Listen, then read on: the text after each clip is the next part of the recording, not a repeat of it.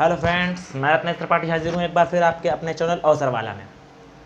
तो आज मैं क्लास स्टार्ट करने से पहले आज आप लोगों को और पूरे सभी भारतवासियों को बहुत बहुत शुभकामनाएं देता हूँ कि आज हमारा देश चांद के दक्षिणी ध्रुव पर उतरने वाला पहला देश बन गया है।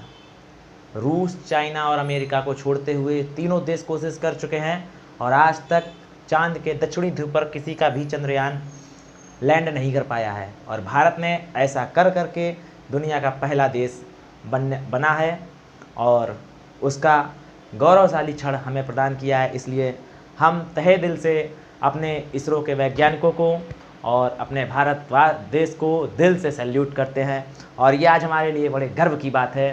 और जिस समय मैं ये अपने ऑफिस में आज ये गौरवपूर्ण क्षण देख रहा था, रोम रोम एकदम खड़ा हो जा रहा था। अभी भी मेरे जो ग्रूम्स हैं वो एकदम खड़े हो जा रहे हैं बात करने में भी, मतलब इतना रोमांचित करने वाला पल था। तो एक बार फिर से मेरे सम्मानित भारत के सभी वैज्ञानिकों को, टीम जिन्होंने 47 दिन अपने घर ना जा कर के लगातार इस पर काम किया और भारत को एक गौरवमयी क्षण प्रदान किया, और सभी भारतवासियों को भी इसकी बहुत बहुत शुभकामनाएं। तो आज हम अब शुरू करते हैं अपना टॉपिक, अपनी क्लास, और चलते हैं अपने टॉपिक सामान्य हिंदी में। सामान्य हिंदी में अभी तक का जो हमने लोगों ने देखा, तो अभी तक हम लोग पढ़ रहे थे वर्णों के लिखावट में सावधानी, लेकिन अब हमारा आता है कि वर्णों के उच्चारण में सावधानी। अभी तक हम वर्णों को लिख रहे थे, उसमें किस तरीके की सावधानियां रखनी थी उसमें हम बात कर रहे थे। अब हम वर्णों को उच्चारित करेंगे, उसमें किस प्रकार की सावधानियां रखनी है हम इस टॉपिक पर बात करेंगे, ठीक है। तो जब हिंदी में हम कुछ वर्णों का उच्चारण करते हैं, तो वहाँ पर हम देखते हैं कहीं ना कहीं हमसे गलती हो जाती है। और वो ऐसा कौन सा पॉइंट है जहाँ हम गलती करते हैं, तो उदाहरण के तौर पर मैं आपको कुछ शब्द बताता हूँ। जैसे ठीक, उसके बाद इसी के नीचे एक वर्ड लिख रहा हूं, ठीक है।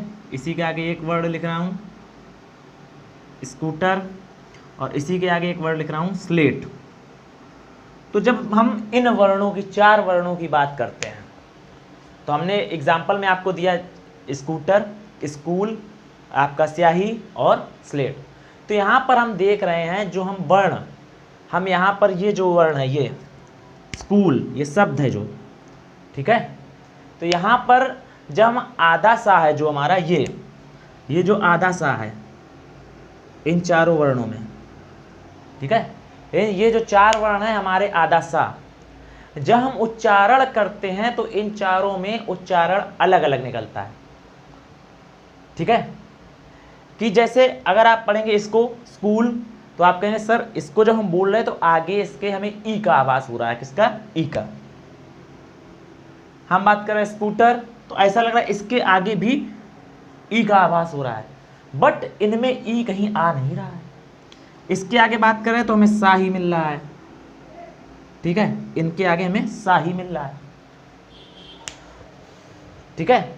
आपने स्कूटर बोला और आपने स्कूल बोला, तो इसके आगे हमें ई ध्वनि का आभास हो रहा है। तो आप लोग क्वेश्चन करते सर यहाँ ई आया तो नहीं है, पर ई की ध्वनि आ रही है। तो यहाँ की ई की ध्वनि अनायास ही उत्पन्न हो रही है, ठीक है। जब हम सा के बाद का उच्चारण कर रहे हैं तो ई की ध्वनि क्या आ रही है, ई की ध्वनि अनायास ही उत्पन्न होती जा रही है। अब आपके दिमाग में आ रहा होगा कि इसमें ये ध्वनि अनायास उत्पन्न कैसे हो रही है और हमें कैसे पता, और फिर तो इनमें क्यों नहीं हो रही है। जब अगर आधी सा जो हम लिखते हैं उसके बाद आधी सा मतलब जब स्वा में स्वर ना हो, तो उसके बाद अगर हम कोई वर्ण बोल रहे हैं तो अगर ई का आभास हो रहा है तो इन दो में क्यों नहीं हो रहा है। तो हम कैसे याद रखेंगे कि किन शब्दों में हमें ई की ध्वनि लगानी है और किन शब्दों में नहीं लगानी है। हमारे लिए अब क्या समझने वाला क्वेश्चन आया कि हमें किन शब्दों में ई की ध्वनि लगानी है और किन शब्दों में हमें ई की ध्वनि नहीं लगानी है। तो आपको ये ध्यान देना है कि ये जो हमारा दंत सा है, क्या है, ये जो हमारा दंत सा है, जब इसके तुरंत बाद, यानी इनमें से दंत सा मतलब यानी इसमें स्वर ना हो, पहले तो ऐसे लिखा मतलब स्वर ना हो, जब हमारा दंत सा बिना स्वर के आए और इसके बाद का व्यंजन से लेकर के माँ व्यंजन तक का कोई भी वर्ण आएगा, का से लेकर के माँ तक का कोई भी व्यंजन आएगा, यानी ये क्या थे, का से माँ तक हमारे ये कौन से व्यंजन थे, स्पर्श व्यंजन।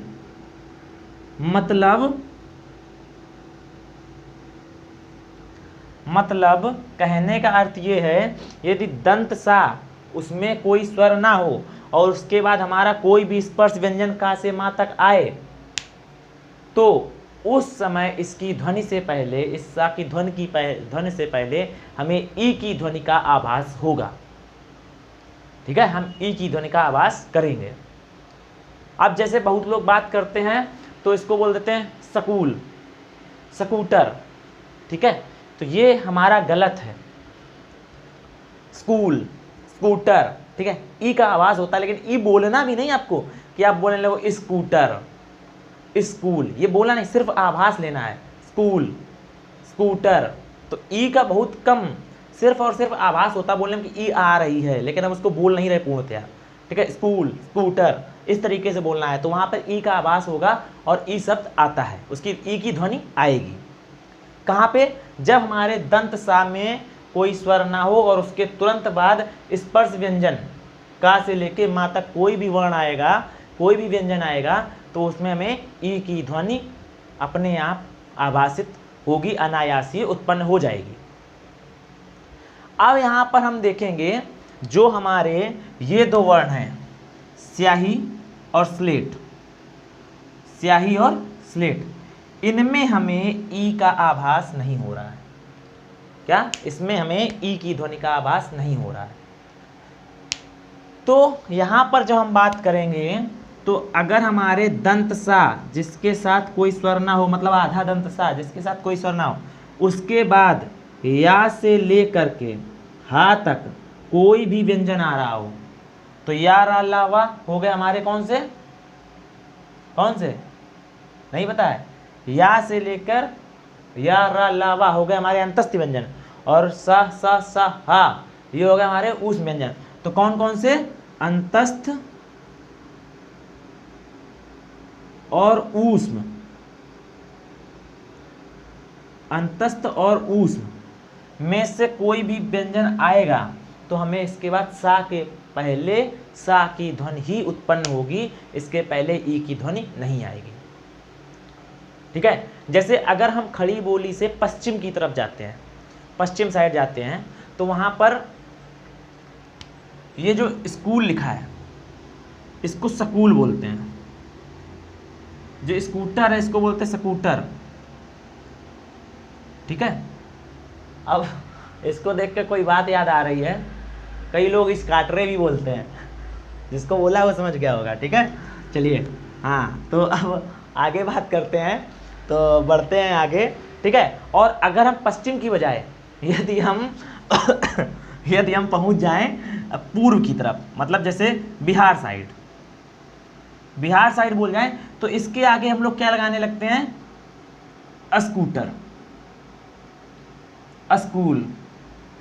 तो बिहार साइड हमें इस तरह का उच्चारण सुनने को मिलता है, लेकिन हम यहाँ पर ये चीज़ें नहीं लगाते हैं, ये हमारा क्या होता है, गलत तरीका होता है। ठीक है, तो आप इसके लिए हेडिंग डाल करके लिख लीजिए, मैंने लिख रखा है ऊपर, आप लोग भी लिख लीजिए, ज़रा ध्यान से लिखिए। पहला ही पॉइंट लिखिएगा। नंबर 2, हम अब पढ़ रहे हैं वर्णों के उच्चारण में सावधानी, और उसके पहले हम पढ़ रहे हैं नंबर का। ठीक है, लिखो, यदि सा के नीचे हल जरूर लगाइएगा, क्योंकि हम सिर्फ व्यंजन की बात कर रहे हैं, यहाँ पर हम यहाँ पर स्वर नहीं लगा रहे हैं। ठीक है, व्यंजनों की बात कर रहे हैं। तो लिखो, यदि सा के तुरंत बाद, यदि सा के तुरंत बाद का से माँ तक ब्रैकेट में लिख लीजिए स्पर्श व्यंजन, ब्रैकेट में लिख लीजिए स्पर्श व्यंजन।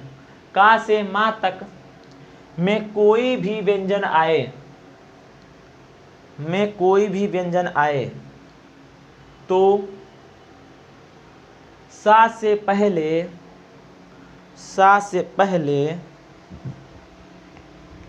ई की ध्वनि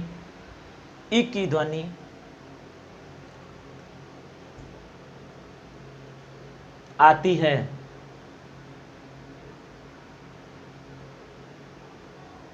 ई की ध्वनि आती है, जबकि ई वहाँ उपस्थित नहीं होता है, जबकि ई वहाँ उपस्थित नहीं होता है। इसके पहले आ की ध्वनि नहीं आती है, इसके पहले आ की ध्वनि नहीं आती है। अब जैसे एग्जाम्पल मैंने देखो लिख रखे हैं यहाँ पे, ध्यान दो, लिख लिया? हाँ तो ध्यान दीजिए, स्कंद, स्टेज, स्थान, स्मारक, स्तूप, स्कूल, स्थायी, स्तुति, स्पर्श, स्नान। तो इनके सभी के आगे जब हम बोल रहे हैं तो ई की ध्वनि आप लोगों को सुनाई पड़ रही है, ठीक है। अब अगर हम बात करें इसी के आगे, ये खा नंबर पॉइंट लिख लीजिए, हमने बता दिया, यदि सा के बाद या से हा तक कोई व्यंजन आए तो सा की ध्वनि सा ही होती है, ठीक है, लिख लो। यदि सा के बाद या से हा तक कोई भी व्यंजन आए, यदि सा के बाद या से हा तक कोई भी व्यंजन आए तो सा की ध्वनि सा ही होती है, सा की ध्वनि सा ही होती है। वेडनेसडे,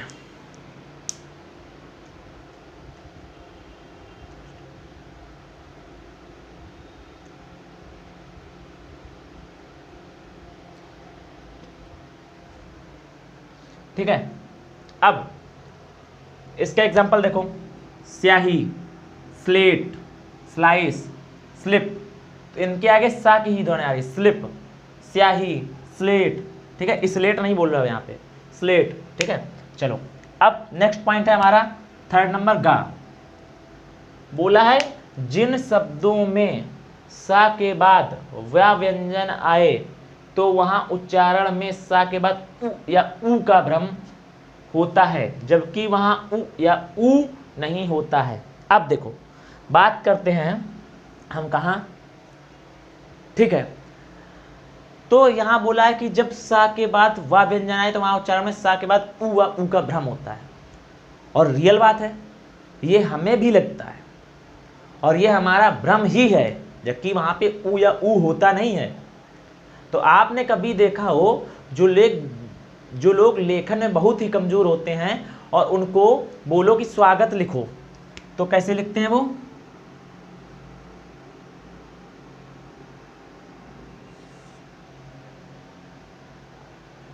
इस तरीके से लिख देते हैं, जो कि क्या है, पूर्णतया गलत है। तो जब हम स्व की ध्वनि बोलते हैं, स्व, ठीक है, तो यहां पर हमें ऊ की ध्वनि का आभास होता है, ठीक है। अब ये ऊ क्यों सुनाई देता है, उसका कारण समझ लो। सबसे पहले जब हम ये जो सा है, ये जो सा है, इसकी बात करते हैं, जब हम इस सा का उच्चारण करते हैं, ये कौन सा सा है, दंत सा। तो जब हम इसकी उच्चारण की बात करते हैं, तो जब इसको उच्चारित करते हैं तो जी हमारी कहाँ टकराती है, दांत में। कौन से दांत में, ऊपरी वाली दांतों में स्पर्श करती है। और इसके तुरंत बाद हम उच्चारित करते हैं वाह, वाह, वाह, वाह, और वाह हमारा कैसा वर्ण है, इसका उच्चारण स्थान कौन सा है, दंत ओष्ठ। तो हमारी जीभ ऊपर वाले दांतों से सही तरीके से हट भी नहीं पाती है और उसको तुरंत दांत और निचले ओंठ का सहारा लेना पड़ जाता है। तो जब हम वाह बोलते हैं तो हमारी जो ओंठ होता है निचला, वो गोलाकार मुड़ जाता है। हमारी जीभ दांतों से सा के वर्ण को बोलकर सही तरीके से अपनी स्थिति में वापस आ नहीं पाती, हमें तुरंत वाह का उच्चारण करना होता है, जो कि दंत और ओष्ठ से होता है। तो हमारा ओठ जब वाह बोलते हैं तो कुछ गोलाकार घूमता है, जैसे हम सीटी बजाते हैं तो एक आकृति देनी पड़ती है ओठों को। उसी तरीके से वाह बोलने में आकृति हो जाती है, ओठों की एक आकृति बन जाती है, स्व स्व, ठीक है। तो वो जब हवा निकलती है और हमारी जीभ एक ऊपर से तुरंत नीचे आती है, तो उस वजह से स्व स्व, अब मैंने तो सुआ बोल रहे हैं, सुआ, ध्यान स्व स्व स्व स्व स्व, तो हमें क्या लगता है सुआ बोल रहे हैं। तो वही हम, ये जो लोग लेखन में थोड़े कमज़ोर होते हैं वो क्या लिख देते सुहागत। या बात करें तो जिसमें से आप लोगों में से जिसने भी पुराने ज़माने में जो गांव में टेंट लगता था, तो एक गेट बनाया जाता था, ऐसे झालरों से ऐसे सजाया जाता था, फिर इसके ऊपर कुछ इस तरीके से झालरें लगा दी जाती थी और लोहे का पोल खड़ा होता, उसके आगे ऐसे झालरें लाल पीली सफ़ेद चमकीली चमकीली लगती थी, और यहाँ पर एक बोर्ड होता था, उसके पीछे एक बल्ब लगा रहता था और उस पर रोशनी आती, उस पर ऐसे ही लिखा होता था। ध्यान दिया हो अगर आप लोगों ने, कुछ इस तरीके से लिखा होता था सुहागत। अगर किसी ने बहुत पुराने जमाने में ध्यान दिया तो गांव में, अब तो आप गेस्ट हाउस से करने लगे हैं, पुराने ज़मानों में गांव से होती थी। फिर एक चौराहा थोड़ी घर से पहले से ही इस तरीके का बनाया था और कुछ इस तरीके से झालरें लटकते हुई जाती थी बीच बीच में पोल दे दे के, और लाइटिंग व्यवस्था होती थी हर पोल पे, अगर आप लोगों में किसी को याद हो तो। वहाँ पे एक छोटा सा बोर्ड टांगा जाता था, ठीक है। जैसे कई जगह आप लोगों ने देखा होगा बोर्ड टांगे जाते थे दुकानों पर, तो वहाँ लिख दिया जाता यहाँ पर दुकान है। कई लोग, कई जगह पेंटर गलती कर देता था तो दुकान को लिख देता दुकान है ना। उसी तरीके से ऐसे ही एक छोटा सा बोर्ड टंगा होता, उसमें कुछ इसी तरीके से स्वागत लिखा जाता था। तो वो क्या होता है, जो लोग हमारे समझ नहीं पाते हैं कि चीज़ें क्या हैं, और उस ज़माने में लोग पढ़े हुए नहीं होते, उनको लिखने से मतलब होता था, तो वहाँ पर उन लोगों, हम लोगों को क्या सुनाई पड़ता है, उच्चारण सुनाई पड़ता है किसका, उ या ऊ का। तो ये रीजन है कि हमें उ या ऊ का उच्चारण सुनाई पड़ता है जब सा के हम तुरंत बाद वा को बोलते हैं।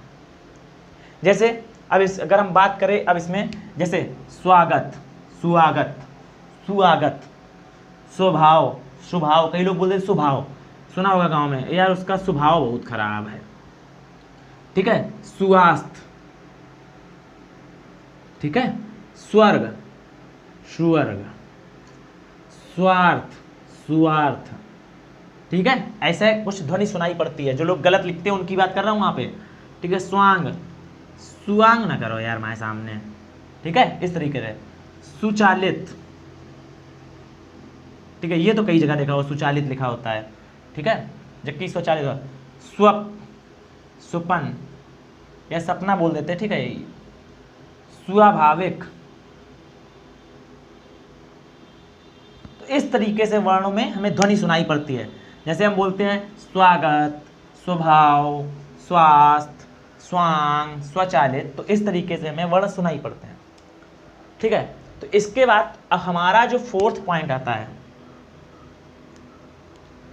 इसके बाद तीसरा पॉइंट आता है, यहां से हम पढ़ेंगे तीसरा पॉइंट, डा और ड़ा का प्रयोग।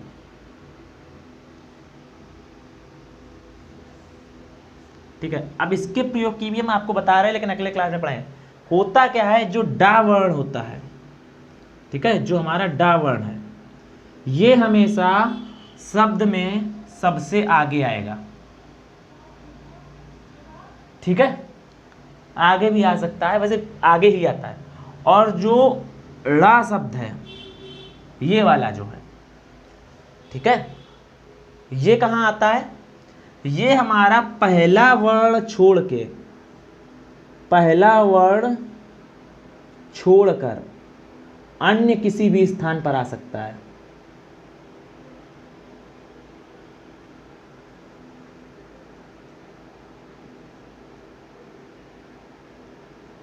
ठीक है। पहला वर्ण छोड़ के, जैसे अगर हम लिखें सड़क, क्या आया ये। अगर हम लिखें डकार, तो क्या आया ये, ठीक है। इसको मैंने अभी रफली बता दिया है, नेक्स्ट क्लास में इसी पे बात करेंगे। तो आज की क्लास हम यहीं पर समाप्त करते हैं, मिलते हैं नेक्स्ट क्लास में। जय हिंद, जय भारत, ठीक है। आज मोदी जी ने एक वर्ड बोला कि अभी तक बच्चे बोलते थे चंदा मामा दूर के, अब हम बोलेंगे चंदा मामा टूर के। क्या, चंदा मामा टूर के, मतलब हम टूर पे कुछ दिन बाद जाएंगे, कहाँ, चंदा मामा के पास अपने, ठीक है। आज और मैंने एक चीज़ और देखी आज, एक मैंने थोड़ा उस पर भी बात कर रहे थे। मैंने आज एक कार्टून देखा, फेसबुक और व्हाट्सएप पे काफ़ी चल रहे थे। जैसे हम चंदा को अपना मामा बोलते हैं और धरती हमारी माँ है, तो दोनों में कैसा रिश्ता हुआ, भाई और बहन का। तो किसी ने एक बहुत ही, जिसने भी बनाया हो, किसी ने एक बहुत ही सुंदर कार्टून का नेतृत्व किया, निर्माण किया, जिसमें हमारी धरती माँ, हमारे चंद्रयान से जो रोवर निकला है उसकी राखी हमारे चंदा मामा को बांध रही हैं। और वही काम, और उसमें लिखा था प्रिय रक्षाबंधन, वही काम आज हमारे वैज्ञानिकों ने कराया। धरती माँ से राखी रूपी चंद्रयान भेजा और हमारे चंदा मामा ने उसको एक्सेप्ट किया, जो कि दक्षिणी ध्रुव पर अभी तक चंदा मामा ने किसी का भी नहीं किया था। तो भारत एक बार फिर लास्ट में हम अपने वैज्ञानिकों को और पूरे भारत देश को और खुद को भी इस गौरवमयी क्षण को और इस गौरवमयी इतिहास बनाने के लिए आप सभी को बधाई देता हूँ। जय हिंद, जय भारत, वंदे मातरम।